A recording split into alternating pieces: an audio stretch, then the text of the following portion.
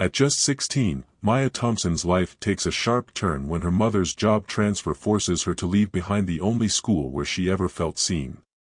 Now a stranger at Lincoln High, Maya is dismissed by teachers, ignored by classmates, and mocked for daring to believe she's capable of more. By day, she's invisible. By night, she's wiping tables at Gus's diner and solving advanced calculus problems on napkins under a flickering light bulb. But everything changes the moment a smug teacher calls her to the board with a near-impossible equation, one designed to humiliate her. What he doesn't know. Maya is a hidden math prodigy. And when a national recruiter quietly watching steps forward, Maya's world flips. But can a girl overlooked her whole life rise to a challenge that's stumped graduate students for years? Stay with us to the end, you won't want to miss what happens. And don't forget to subscribe, leave a comment, and join us for more unforgettable stories. Maya Thompson had never planned to stand out, especially not in a school like Lincoln High. Her mother, a dedicated nurse, had just accepted a transfer to a hospital across town, forcing Maya to leave her old life, friends, and the one school where she had finally learned how to survive.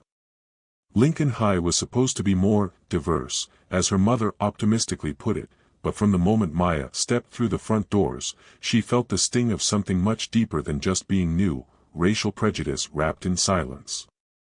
The difference wasn't loud, but it was everywhere. In the way teachers glanced past her when calling on students. In the way her name was pronounced with a subtle pause, as if it didn't quite belong on the attendance sheet.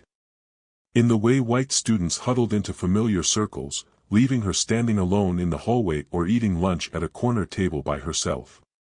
No one said it out loud, but the message was clear, Maya wasn't one of them. One teacher in particular, Mr. Calloway, made it impossible to ignore.